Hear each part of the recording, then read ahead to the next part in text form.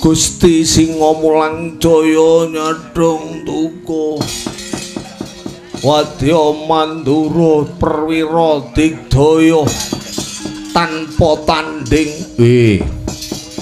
yen ngono kudu mbutuhke beteng kang jero inggih pripun menika mangke Gusti nyadhong dawuh yen kaya mangkono ayo aja kesuwen enggal diaturake ana ngarsane Sang Prabu Yudha Kalakrishna monggo kula dherekaken Widha mawur mangawur-awur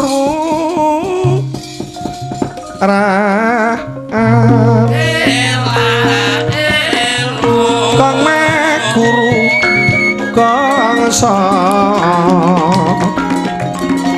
tetekati opo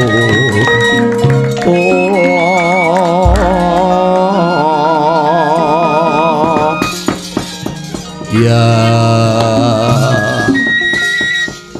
kepareng paduka ayo enggal bali dhisik matur mring ngarsane Sang Prabu Yudha Kalakrishna monggo kula dherekaken Gusti Wati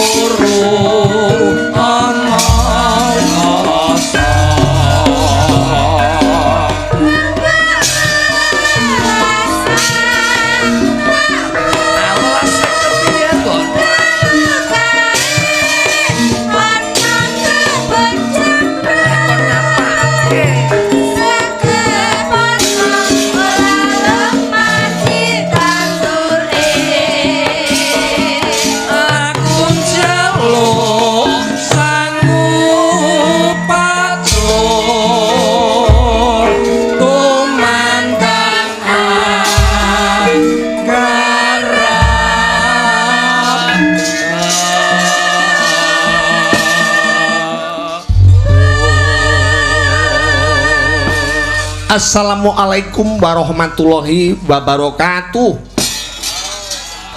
Syukur alhamdulillah ya, melalui beberapa kendala lan rintangan yen kanggoku kuwi dudu rintangan gong kang gareng. Ya, Kang, ya Le. Dadi mujudake rasa tunggal, ya to. Yen to eden-eden swasana sarta keadaan, no. Manungsa urip ning jagat raya kuwi tanpa beda. Bengi iki mau tegese wis kecakup. Sumuke ana saka sarine geni, ya to. Ademe ana saka sarining banyu, ya to. Rasane ana saking sarining bumi. Lan segere sarta swasana adem merga saka sarining angin.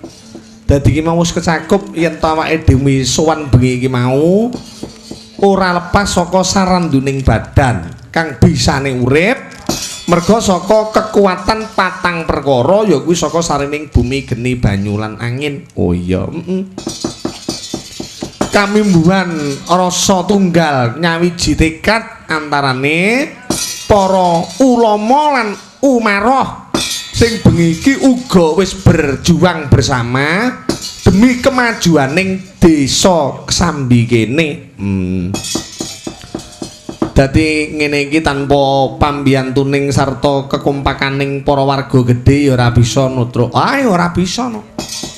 Sepiro kekuatane bapak kepala desa, sepiro kekuatane bapak perangkat-perangkat sing liya, sepiro kekuataning para bapak BPD selaku mitra kerja. Kuwi tanpa kebersamaan dan dikoordinir, wujude tokoh masyarakat kanggo kemajuan ing desa ya ora bisa berjalan lancar nganti sak yahmene.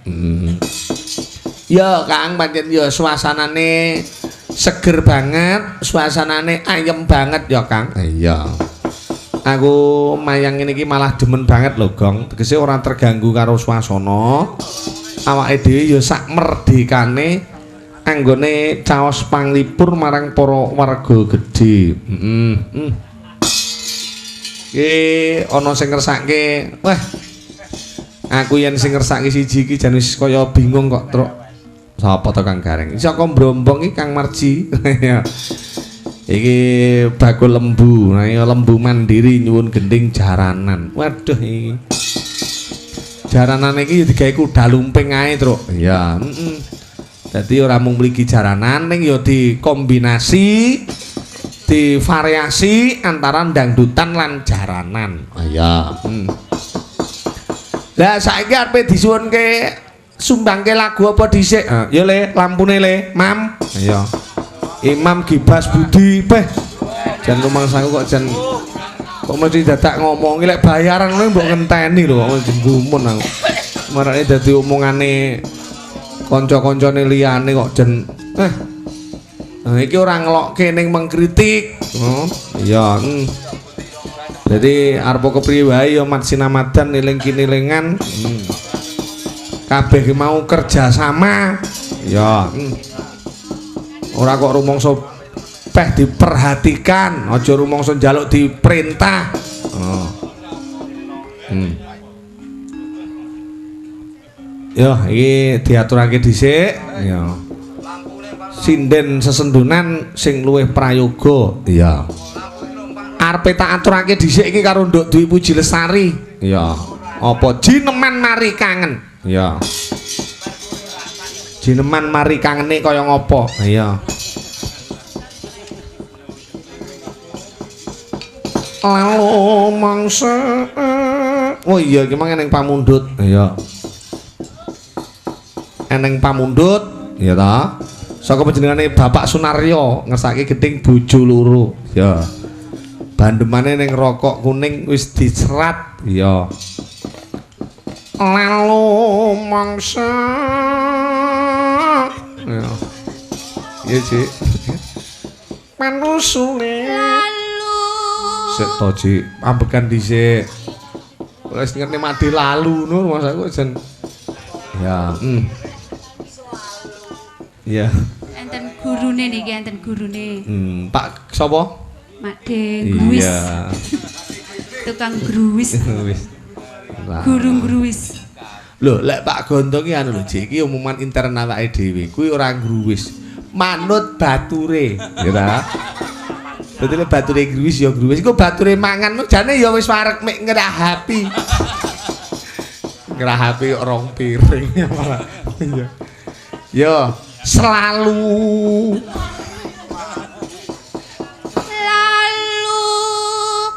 mangsa Pak Harjito iki ya panusuling makut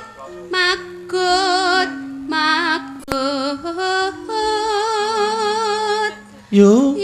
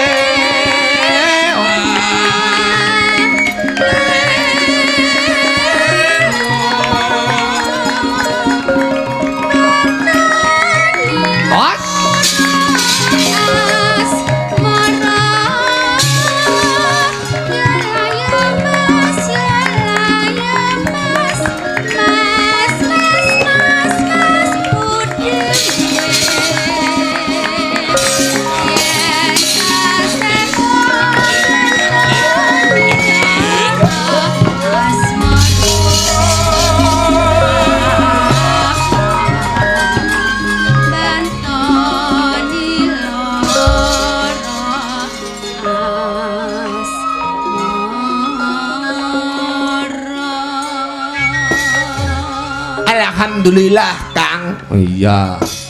Iki mau wis diaturake wujude.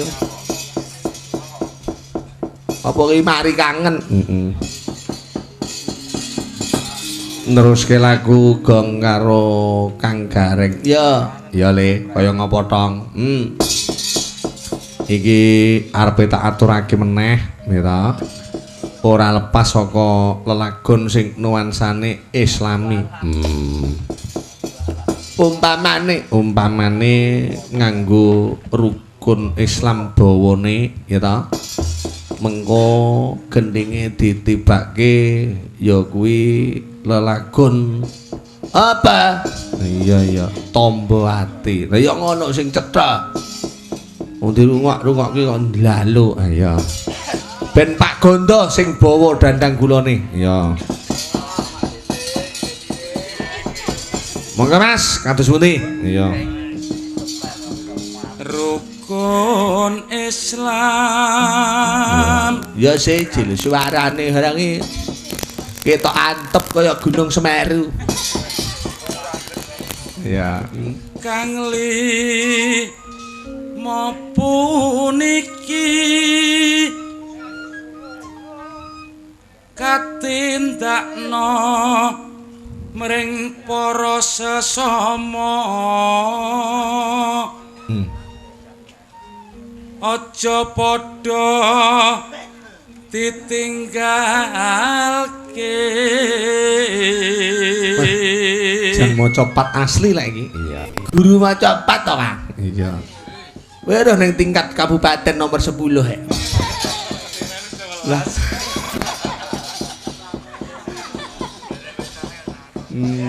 Tegese ikut 10 besar. Ngono iya. Iya. Wong apa enek? Wong apa enek suarane sing kaya aku? Sing dhuure kaya aku ora enek. Sing ngisore ya ora. Ya. Rukun li mapuniku.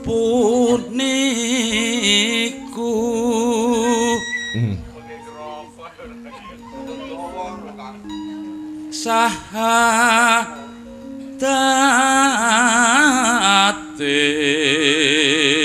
Kuwi lho kaya ngono lho. Kang angka siji. Suara ampuh kaya ngono.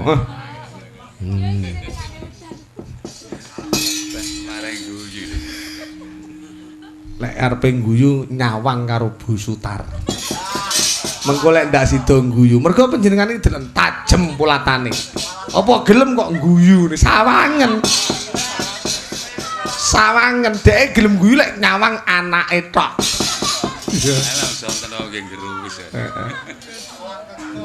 Iya. Kang angka loro. Salat. Wah, ejak limbangan jawane. Dene kang telu Ramadan nindakno poso ya kapat jagat. Oh Budi ya suara wedok Bud. Ping 5 ya Bud. Ping 5 ya. Ping 5.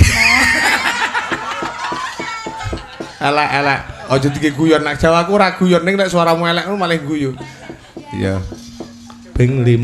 Ping 5. Aja Pak Pek Pak. Ngibadah haji.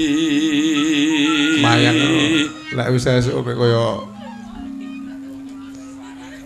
rukun Islam sampurna.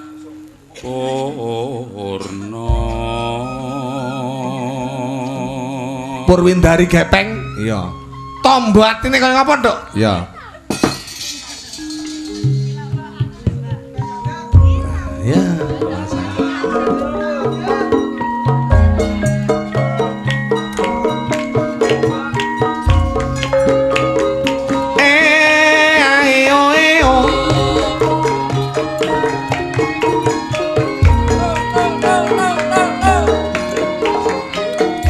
sing wijang wijiling wicara lho ya Allah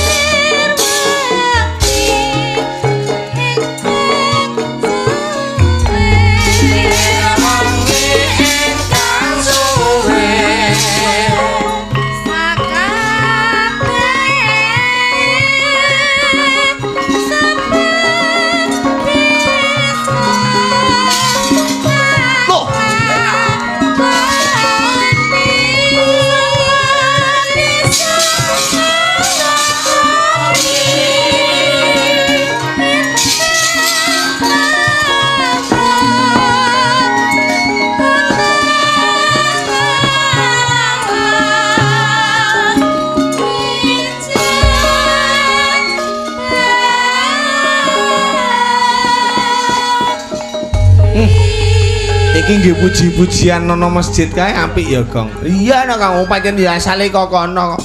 Dadi inspirasi untuk membuat semacam lagu-lagu Islam iki budale memang saka anu Kang, saka puji-pujian ning masjid kae. Oh. Lah kok kowe weruh. Lah cedhek masjid kok omahe dhewe. Oh iya. Dadi ya akeh banget. Iya. Nani padha karo ngono kae. Iki mau apa kuwi jenenge? Tombo atine. Dadi ora nyimpang saka seni lan budaya. Iya no. Islam, agama kuwi membuat manusia iman dan berkelakuan baik serta jujur dalam kesehariane. Iya. Jadi Islam itu untuk menata umatnya, untuk menata masyarakatnya supaya ben dadi masyarakat sing tansah ayem tentrem ora ana sambekala. Iya. Lelek seni budaya kuwi membuat suasana menjadi indah, Kang. Oh. Seni iki indah, keindahan itu berangkatnya dari seni. Ah ya. Yo, saiki aku jajal mailing. Ya, karo Mas Budi. Iki ana sing ngersake bojo loro, Mas. Ya. Ya sembrono bojo loro nggo dolenan Cak Budi. Ya. Ya, maning. Nggih. Kowe apa main kok nggih? Niku wau Budi kok sing mangsuli sanes kula. Lah iya. Mbak Yu Mailing. Injih. Niki enten sing ngersake wujude bojo loro, nggih to. Bojo loro niki pundutane Bapak Sunaryo. Bar niki nggih enten pundutan malih. Sunaryo dalang nika. Sanes. Niku Pak Naryo ngunggahan niku sakniki teng Kalimantan, nek Pak Naryo Wabub niku sakniki teng Surabaya. Nggih. Niki Pak Sunaryo dadi ya klebu seni budaya bangsa niku kecakup, gitu. Bud, Nun. iya. Dawuh. Bojo loro ya, Le. Nggih. Nggih mung sak tembang wae muga-muga lagu niki mung ngono dadi sarana hiburaning para warga gedhe. Nggih. Gitu. Saken dawuh. Diaturake Mas kaya ngapa bojo lorone? Ya, bukane Cak. Ya.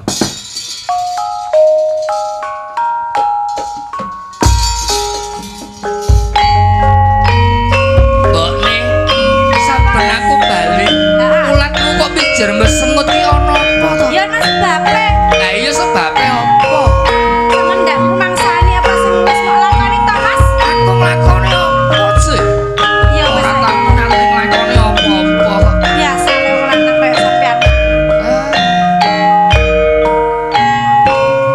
Ungkapno unek-unekmu nduk. Ya.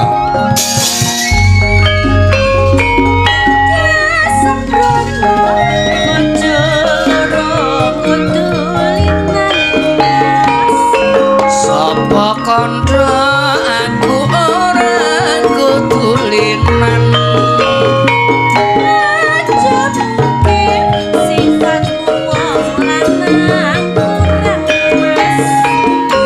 Ora kurang kanggo kuwes pakulinan.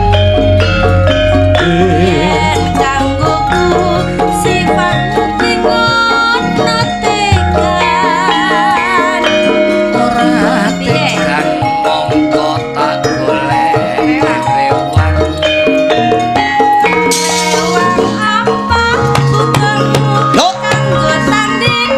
Serewen semeneng wasan blonjo ora awasan blonjo ora kurang ana yo wis wong wadon kok sebawel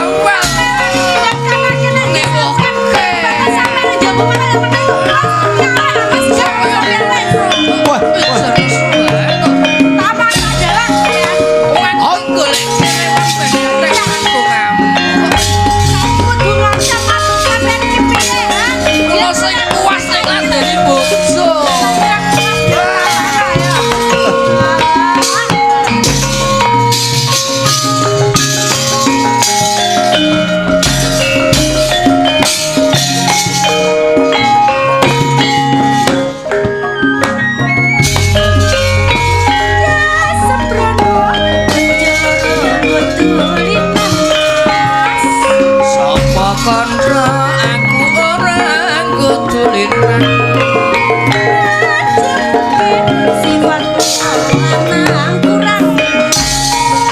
Ora kurang kanggo kuwes pakulinan.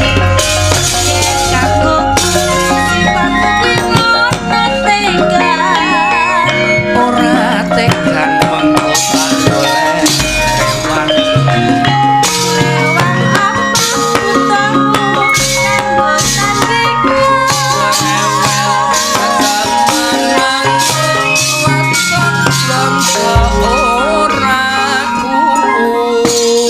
Wah, jeneng Mailing iki lek karo Budi Mas aku nek cara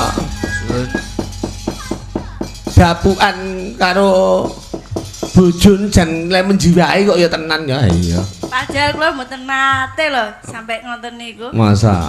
Padu ini mboten nate. Oh iya. Alah, Lah lek awakmu lek padu karo kakungmu piye pamane di reson-resonan? Monggo dalam rumah tangga itu biasa. Lho maksudnya niku mboten nate gang. Lho, malah. bangsane Gudari Durga Mboten cerewet Pak, ora umum. mboten. Ora lek Paling-paling damel isyarat lah. Lho, umpamane kok iso tau tukaran gawe syarat iki piye? Wong lanang ya lekasno dikeki mari, Pak. Ngono iki ya kebacut to ling iki rumangsaku. Dikeki apa maksude ngono lho. Nggih dimasak-masakne. Ya disambelne, digodhokne telo, apa lek wis nyepak wis mateng nyoh. Iya. Iki kan lenggono ngoten Iya. Lah wong lanang iki mau dicepak-cepaki ngono ki lem mlaku ki ora kok spontan ki ndak lho ling. Pripun? Mesti mlipir-mlipir sik titik ngono. Engko dong wis anu ya wis cekut ngono. Iya. Ora gelem. Lho ora gelem kok langsung gruduk terus ndang dianu niku urung mesti nyapa dhisik ngono. Yo, saiki gilirane Mbak Wulandari. Yo. Sore jan urung tak singgol blas kowe nang. Ya. Lek iki nggih singgulan iki keri ya Kang ya. Ngono ya. Tak gandenge karo Pak Nari. Ya. Karo partner lawas iki lek karo Nari ora cocok ya. Karo Pak Idi ya. Lagune utawa tembange alun-alun Kutha Nganjuk. Ya, alun-alun. Neng alun-alun tak enteni Mas Nari. Kok Mas? Jemeneng Mas? Ya. Bang saya golek. Aku lek jodhone wong kok ya mesti pas ya Budi karo Mailing ya wis partner terbaik. Iya. Kang Nari karo Mbak Ndari iki ya wis termasuk partner lho. Iya ya. Jarane ya. Delek sitoke ora golekne gandeng. Wah, gila aku. Iya, ngene iki ya ngotong. Mas Nari, Dalem. ya ngono. Aja mikir pakaryan ngomah, ya ta? Nggih. Saiki mung suka-suka, parisuka, suka mangun sukane ati. Mbak Ndari? Lah, Swantene pripun? Rodok klerek-klerek ampun pulih. nggih. Ya pengen iya. Temu arep nyambut gawe pengen mangan lengo-lengonan kok mangga. Enak niku. Sak cethuke kok arep lho Mas. Diaturake apa kemang jenenge lagune? Alun-alun Nganjuk. Iya, monggo Mas, dadoske Mas. Iya.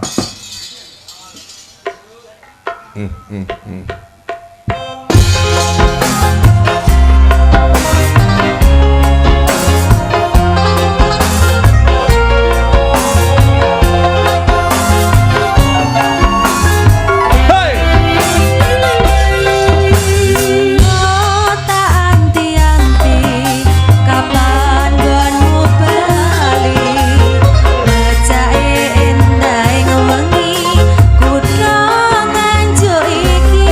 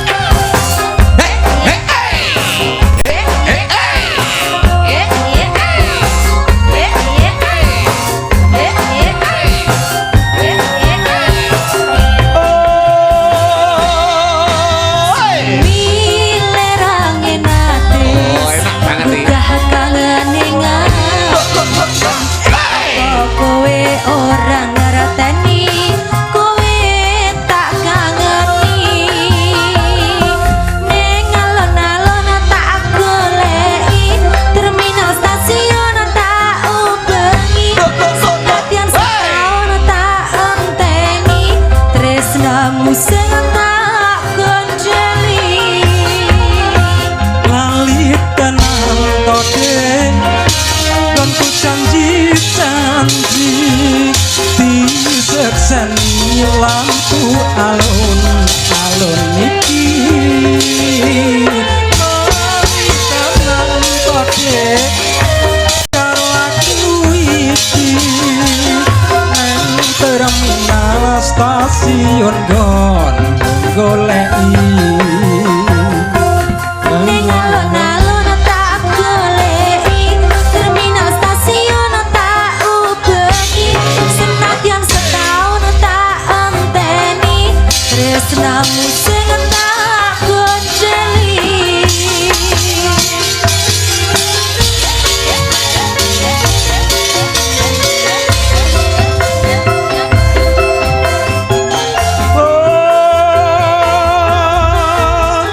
Terima kasih Mbak Wulandari bersama dengan Mas Nari dengan sebuah lagunya alun-alun Kutha Nganjuk yang begitu merdu dan begitu bersemangat. Selanjutnya ini ada permintaan lagu dari Pak Sumarji Brombong. Ya, ngersake jarane Mas. Ya.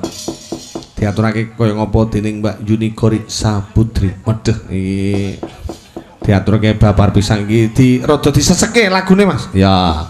Jadi ben ketok sigrak ora nakno-nakno. Tempone rada ditingkatke titik Mas Kirom. Ya. Kirom. Kirom. Ayo Ndok, Unicorn Saputri. Heeh. Ya. Ya. Jumeneng. Iki. Sesuk tak kei foto kowe.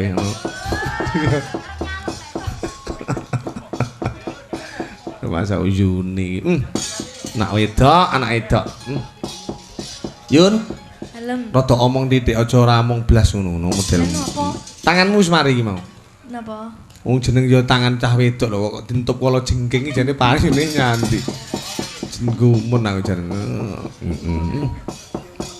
kenapa niki domong iku mang jaran anu kuda lumping ya kuda lumping para bapak ibu hadirin satu buah lagu kuda lumping buat Anda sekalian. Yuk, kita dengarkan bersama.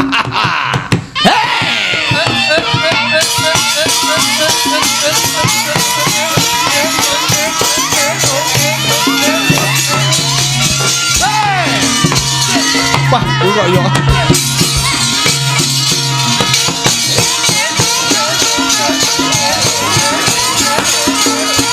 Go.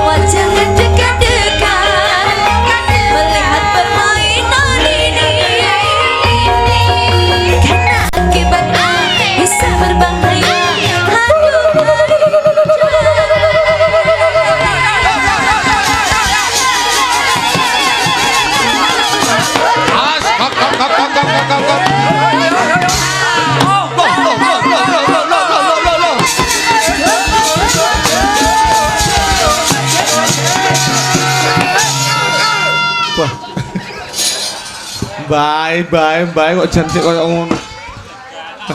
Sami weh. Amin, Mbah. Nggih. Nggih. Ya, itu tadi penampilan dari Yuni dengan sebuah lagunya Kuda Lumbing. Dan selanjutnya saya ingin tampilkan kembali Mbak Yosi dengan Pratiwi dengan satu buah lagu Malam Terakhir. Malam ini malam terakhir. Mas Buti, ya Mas. Ya. Sekeng yen karo siji ki aja nganti wani-wani Mas Buti. Ya. Arep kepriye wae iki anggepen pepunden karo ane. Senruwet. Gejoh sikil loro iku. Malam ini ya Mas, sepiro Mas? Kaya apa Mas? Ya. Esok aku akan pergi lama. Sebut. Duduk. Romak-romakno but kurang merumakan kuwi, kurang merumakan. Elek-elek to. Kowe aja membunuh saya to Yan. Kowe tak kecup mbuh. Ora dikecup wis kena dhisik kok. Pelan. Iya betul. Lagu. Esok aku akan pergi lama kembali. Ngerumani lho but kowe ijen. Ijen balik but. Ya. Esok aku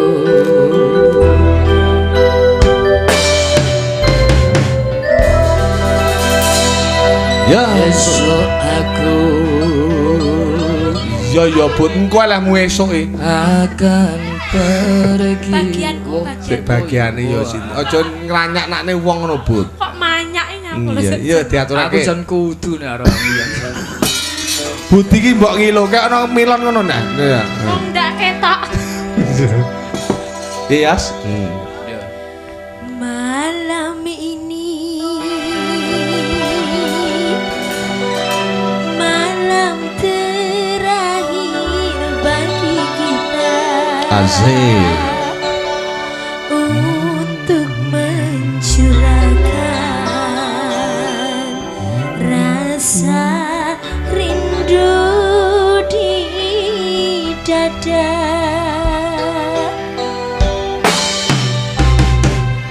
Esok aku akan pergi lama kembali. Dodok but. Ku harapkan Ya ngono. Kaya Yosi nuntun kiri agar engkau sabar menanti.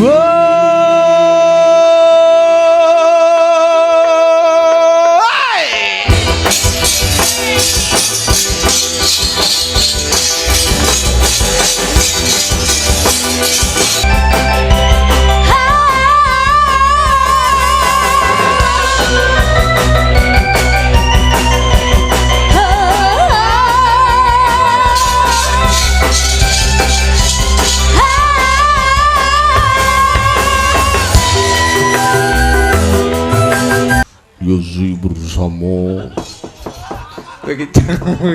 Nek muni mbok sing apik. Ya saiki Mbak Dari meneh. Ya nang iki giliranmu. Ya. Yen sore mau aku yen karo awakmu iki ndak loro ngono ora cocok kan. Ya. Yen sore mau urung tak piji saiki tak barengke tak rangkepke. Ya. Loro menunggu Mas. Ya. Menunggu dari Ridho Rumah. Ya. Sepiro Mas? Nadane Mas. Ya.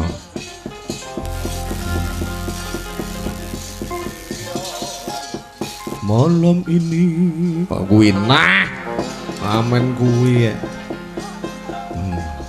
Diaturake kaya ngopo ya aja bengok-bengok noreng gilani wong men kadung mantep iki ngene yo satu buah lagu menunggu dari ya Ridho Rumah monggo Mbak Dari nggih ya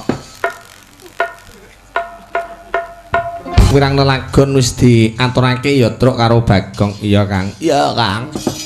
Iki mau Ndara Margono wis lumampah karo kakekne Semar kang nderekke saka mburi. Ayo ditututi terus. Ayo Kang, ayo Kang. Ning sepisan maneh mbok menawa tuna dengkap klirune ngatur diagung pangaksamane sing do rawuh. Ya merga saka gegojekan kala mangsa ana wicara sing ora sinengaja nyinggung perasaan, nyinggung rasa. Ora duwe niat melecehkan utawa nyeblokke marang martabate kanca sepadha lan warga ning sipate ki mang gegojekan. Aya. Pisan maneh nyuwun marang ngarsaning Gusti muga-muga sak pungkure bersih desa ora ing bengi iki.